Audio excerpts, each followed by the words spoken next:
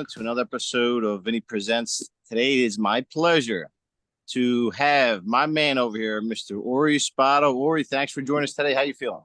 Good morning. How you doing, my friend? All is well. We decided to do this outdoors since it's such a beautiful day here in the city of brotherly love. Not as good as where you're at, but, we try. No, we got a beautiful day today. It's going to be 74, and that makes me happy. Perfect. You could walk around, maybe hit some celebrity houses. What do you think? Oh, well, wait, you got to watch Stories with Ori and go to my Instagram, my TikTok. I got houses. Yesterday I did Taylor Swift. So, folks, that's going to be a big one. Done Cemetery. I did Burt Reynolds. Right, we did D. Martin, Sinatra, right? D. Martin, Sinatra. My friend Ed Lauder, Farrah Fawcett, Natalie Wood, Merv Griffin. I can go on and on. But you're going to see that one coming out. We got some really good story on giving people in parts of the country who never had the opportunity to see Hollywood. I'm showing their celebrities' homes. A lot of the celebrities that I actually knew, I put my stories with them. And, and it's like really funny. The guy, Lou Perry, who discovered Dean Martin and Jerry Lewis and was their first agent and put them, got them booked at Skinny D'Amato 500 Club in Atlantic City. That was Lou Perry. I knew Lou Perry, not then. I was only 2 years old then. But later I knew him. And he was a casting director on 57th Street in New York. And he's the guy that ended up when Michael Franchise was giving death threats to my dear friend Walter Fison. And that's how I ended up meeting Sonny Franchise, and it was Lou Perry. So Dean and I had that in common. That's and you mentioned the Atlantic City in those days. Man, what an amazing time that was. I heard a lot of stories being from Philly. Of course, we know a lot of stories from Atlantic City. Yeah. And those days were something else. I don't think we'll ever see anything like that. With the amount of just amazing talent, amazing connections, amazing nightlife. It was a different time. It was, you know what? In all reality, there were no casinos, but it was better then. That's what everybody says. Yeah. That may ruin everything. It definitely ruined the nightlife in Philly because in South Philly we had Palumbo's, and that was the epicenter. Sinatra was a regular. Actually, Frank Sinatra, I believe, if I'm not mistaken, was the godfather to one of Frank Palumbo's kids. That's how tight they were. So Palumbo's in South Philly was a big night spot. Palumbo? Yep. Yeah. Yeah, it started out as a boarding home for Italians, and it became a big nightclub. Some say maybe even a casino, but it was a really big deal back in the day. And you had the Rat Pack, you had Jimmy Durante, you had everybody go through there. Oh man, Jimmy Durante. But let's tell the guest who may not be familiar. I don't know who won't be, but let's say there's a few. I want to just show you the book right here, Accidental Gangster. It's a beautiful book. It's a wonderful book. I haven't finished it, even though I can't put it down, but it's chock full of just amazing stories. And it tells about your life. You started out in Rome, New York, upstate New York, made yourself out. You made your way out west, a lot of stuff in between. So why don't you tell the guests a little bit about yourself for those that may not be familiar with you? Well, like you said, I was born in Rome, New York, which is in the center of New York State, small town, but it was a great place. I had a great childhood. Come from a family. We lived in a duplex home. My mom and dad, 2 brothers, 3 sisters, and my grandmother and grandfather on the other side, all my aunts and uncles. And we all ate together every night. You had to be home for dinner. Okay? And that's the first lesson that people should learn, kids should learn, and parents should be doing but they're not doing it today. All right, having dinner every night with their family. And it seems like nowadays, and it's very disappointing to me that I'm going to be 80 years old and I'm seeing the country change and the family value that we had no longer exists. And it's really pathetic that that's happening, but it is what it is. And, but Rome, New York was an awesome, awesome place to grow up in. From there, I joined the Army. 3 of the best years of my life. I served my country proudly. And then after the Army, I went back to Rome, got in the insurance business, where I became a leading agent with a Prudential insurance company. After that, I went on to owning my own companies. I had a couple indictments, but it's all here in my book. And if people read this book, it's just not about being a gangster, folks. I try to teach you not to be a gangster, not to get involved in gangs. And in my book, I say if I could help one young person stay out of a life of crime, I accomplished something. I have mentored several, kept them out of crime, teach them to become entrepreneurs, find something they love, and do that for their living. So you got to find something you love doing, have a burning desire, and you'll become successful. I couldn't agree with you more, Ori. And you know, that's the thing. The temptation's always there for a lot of these youth, especially in inner cities, to want to go the wrong way. But you know, it's like a friend of mine said. You know, everybody likes watching the beginning of these gangster movies, but they don't like the ends of them. Right. But you know, you've done a lot too in the entrepreneurial field. You were a big success in the insurance business, and you know, tell us what made you go out west. What was the lure of Westwood or Los Angeles? Well, growing up in upstate New York, and you got the same thing in Philadelphia, your weather's a little bit better there than upstate New York. We were lucky to see the sun a few days a year. I mean, it was cold. I hated the winters. I still do. I like the sunshine. And when I joined the Army, I ended up in Hawaii. So there was no better place than that. So I was used. And when I just wanted to come out west, this is my home. I've been here about 47 years of my life. So this is my home. And things were how was it when you first moved there? Tell me about that neighborhood, let's say. Well, Los Angeles, California was a wonderful, wonderful place back then. We had no homeless. You could eat off the streets. They were so clean. I'll never forget when I first got here. I said, how the freak am I going to find my way around? Because it's such a maze of freeways and streets.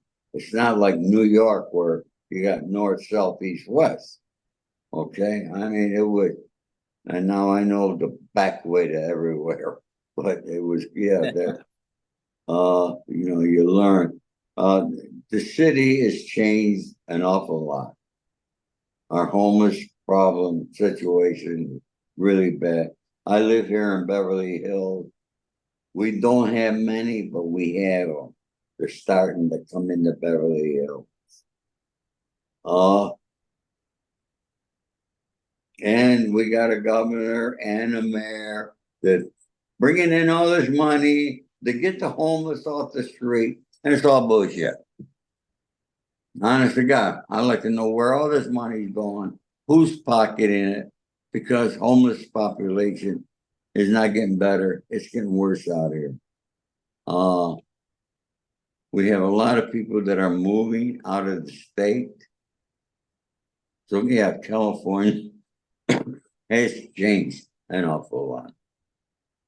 Yeah, when I was out there in 2008, I remember even from then to now, from what I understand, it's changed dramatically, and that's just what was that, 16 years ago. But I think it's it's a lot of same problems are being seen also. I mean, Philadelphia is no exception. A lot of these major cities. I think we gotta think of something, a very comprehensive plan to change things, because it's mental illness, it's drugs, it's homelessness, it's open air theft. There's a lot of problems. They got to be correct. It doesn't benefit anybody. None of this stuff, but it doesn't. It certainly doesn't benefit the person that's in that situation.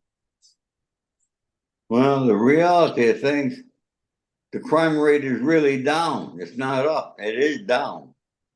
But I said it in one of my stories with Ori. The problems begin, and the division of our country begins in Washington, D.C., with the U.S. House of Representatives, down to your cable networks, down to your kitchen table. And that's not the way it was years ago. Years ago, everybody got along.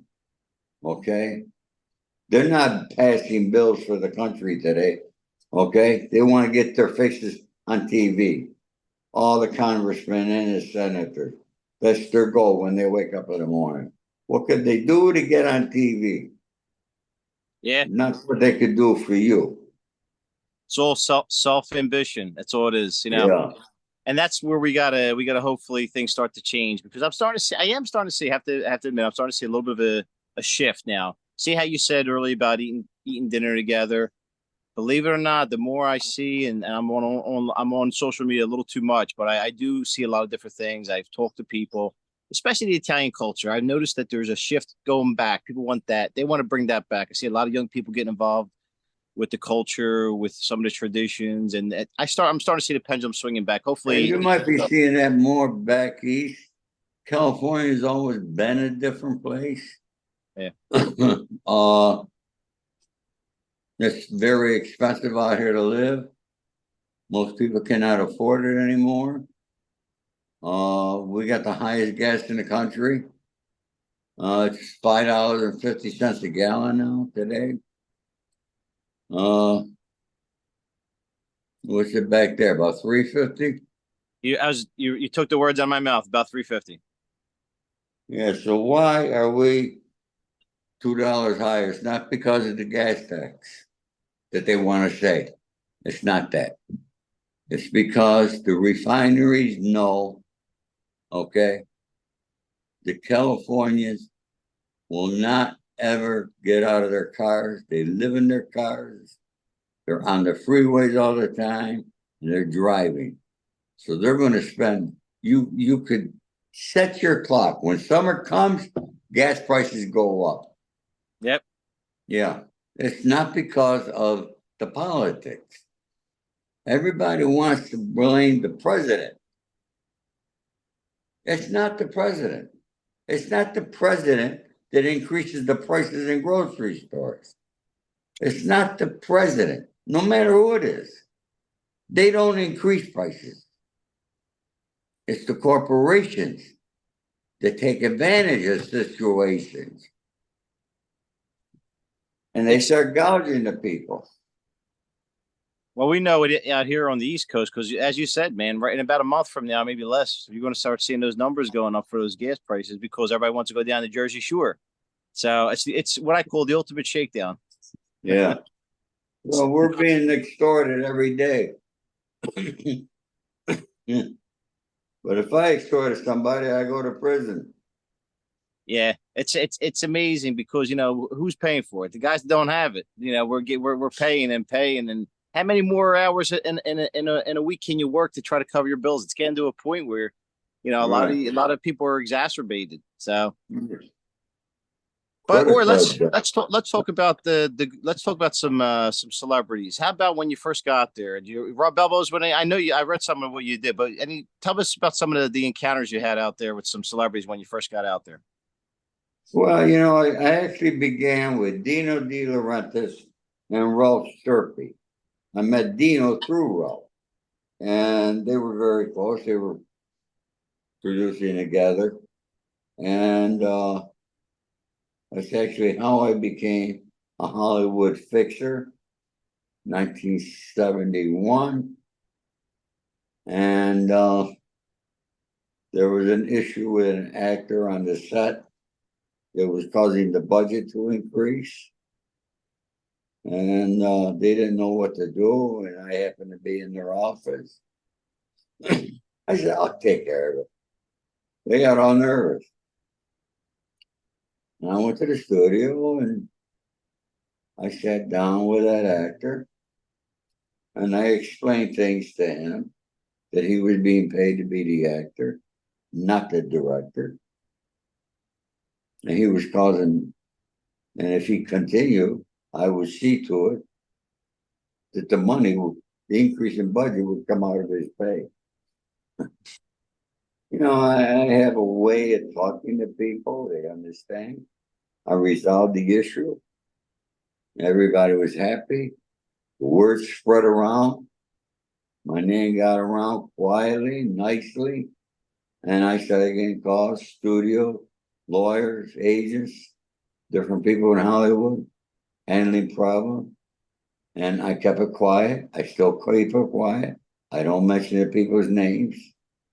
In my book, there's only one particular reason I mentioned Naomi Campbell.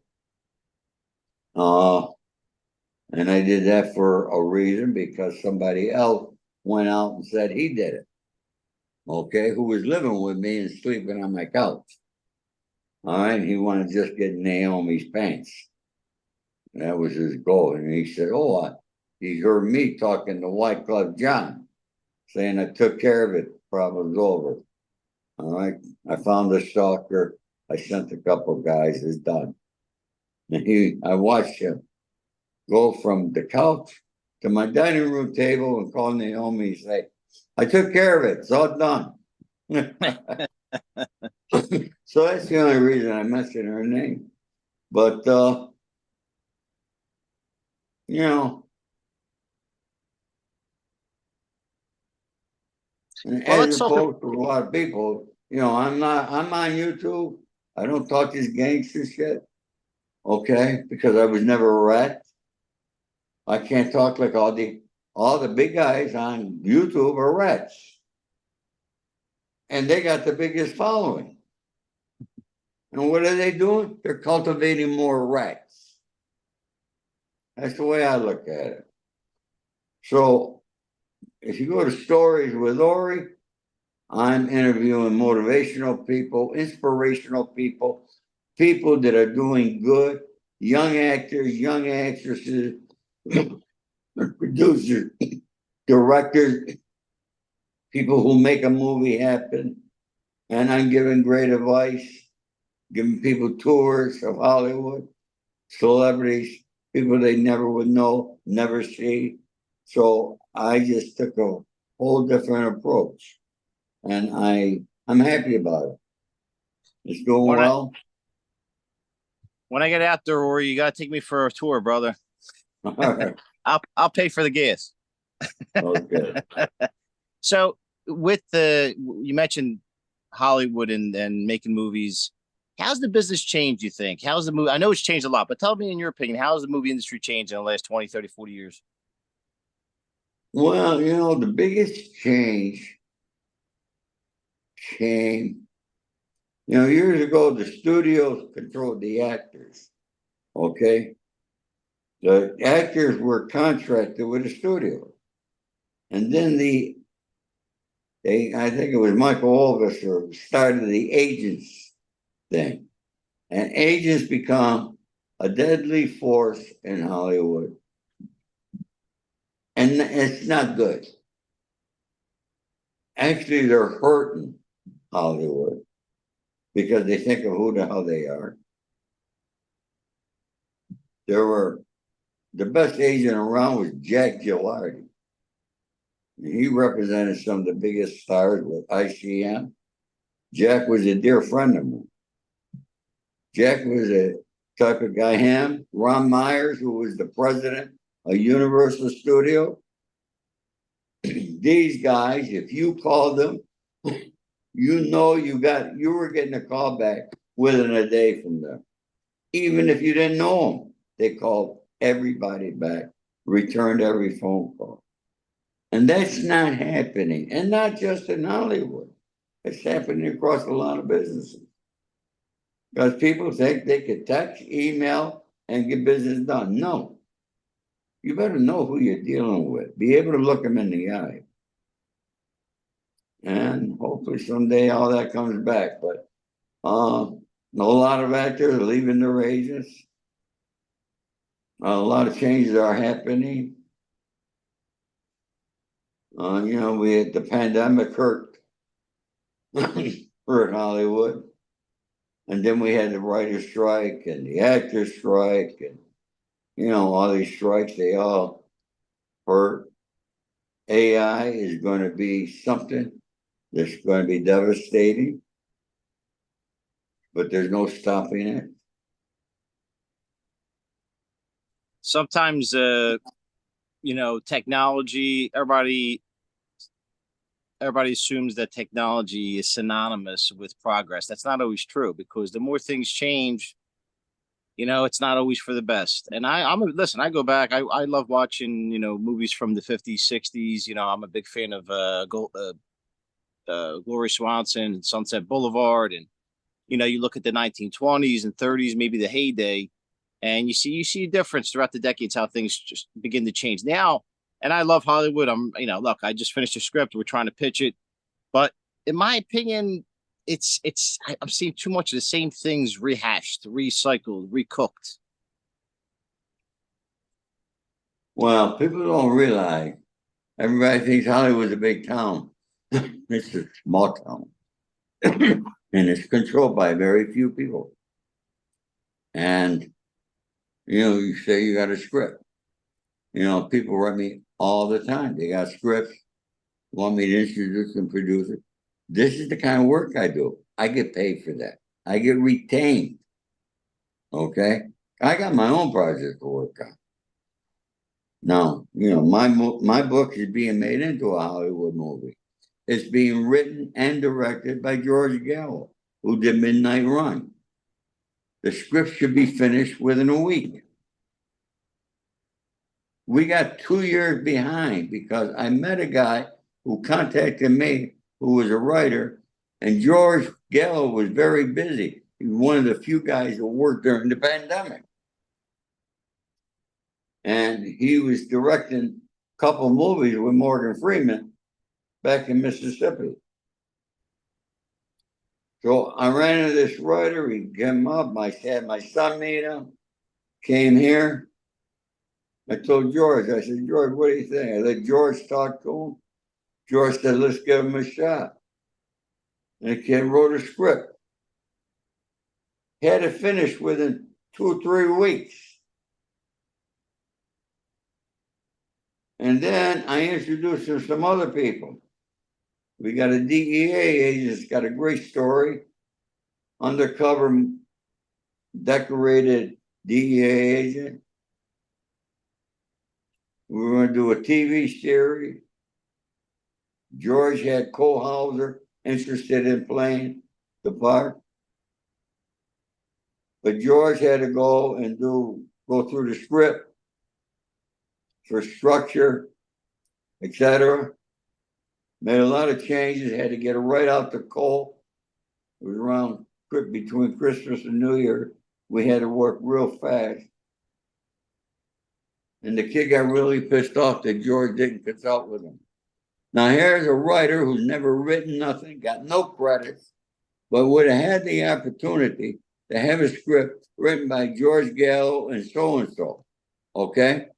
You know how big that is? That's big. He got pissed. You know what we did? We told him to take a walk. He's no longer involved with it. His script that he wrote, forget about it. So George started working on my script. Real good script writers, George Gallo, Nick Pileggi, They don't write scripts in a month. They don't write scripts in a year. Nick Pileggi's got a movie coming out in November called Alto Nights with Robert De Niro playing Frank Costello and Vito Genovese. It took 5 years for Nick to write that script. Okay? But people think they can write a script in a day. It don't happen. No, I mean, you can, but it's not going to be any good. Not gonna be any good.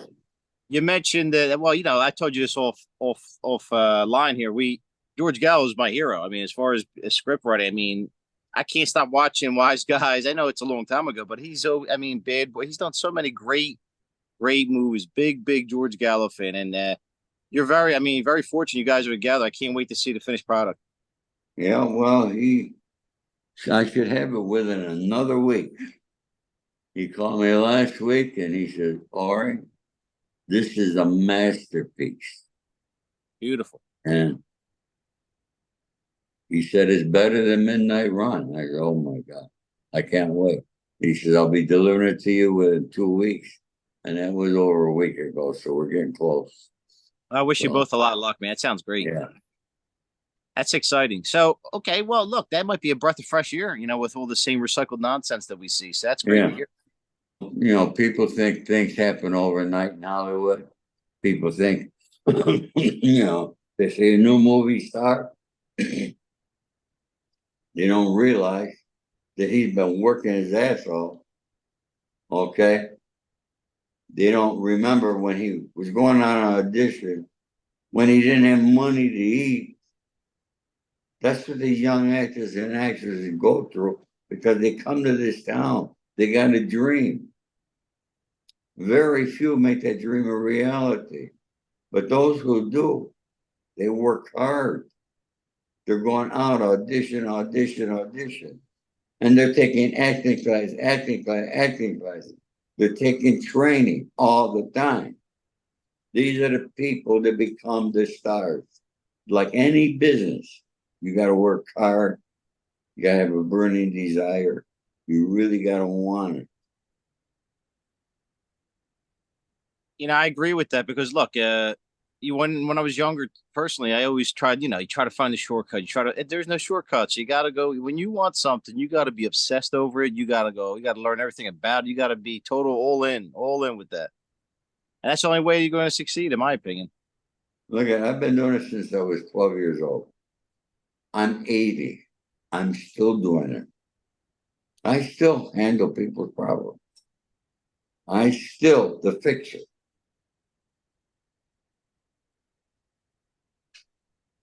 I love it.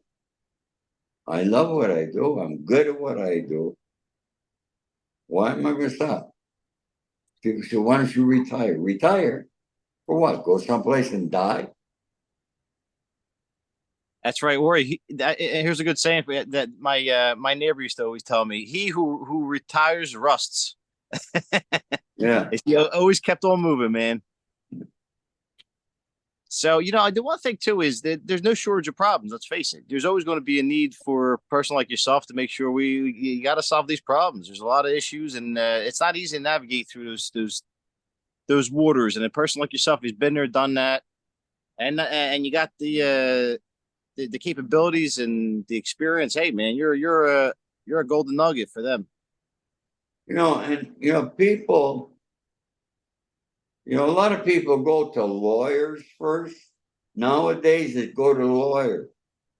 And then after they go to lawyers, then they come to me. They'll go to court, they win a judgment, but they can't get the money. And then they come to me. And I don't take it. I turn it down. Because if they would have came to me from the beginning, I could have made a settlement. They got to retain me, just like they're going to retain a lawyer. But I'm going to handle it. It'd be done quickly. You go through the legal system, it's going to take a couple of years, a lot of money. You win a judgment, so what? You won $2 million judgment. Good luck. Now, how are you going to collect it? How are you gonna collect it? Winning is one thing, collecting's another. Yeah, Well, or you've been very generous with your time, as I like to say. I think that I just can't wait to see your project with George Gallo. I love stories with Ori. I recommend everybody check you out. I mean, I've been saying it, but I'm going to really emphasize the point and really drive it home for those of you watching. Make sure you're following him on Instagram, on TikTok, Facebook, YouTube, you name it. You're everywhere, right, Ori? I'm all over the place. Any Most of all, platform you go to, you're gonna see me. and most of all, right here, the accidental gangster, the Hollywood fixture. Ori, you're the best. I think I might have to call upon you someday to do me a service. Okay, look at it. Anybody want an autograph book? The only way you get an autograph book is go to my website, theaccidentalgangster.com, and you can purchase an autograph book. I handle everything myself personally. I autograph it, I do the envelope, everything, and I go to the post office. And I can confirm that because you were nice enough to send a very beautiful, well inscripted signed copy to myself, and I appreciate it. It came out really quick, so I really enjoyed it. Thank you. All right, ladies and gentlemen, you've been watching myself and Ori Spado, the Hollywood Fixer. Pick up the Accidental Gangster. Make sure you're following Ori and stay tuned for his movie coming out. All right, everybody. Thank you, Vinny. Anything else, buddy? That's it. It's been a pleasure, Ori, and we'll see you next time. Thank you, Vinny. You have a great day and enjoy that sun there. Okay? Thanks, buddy.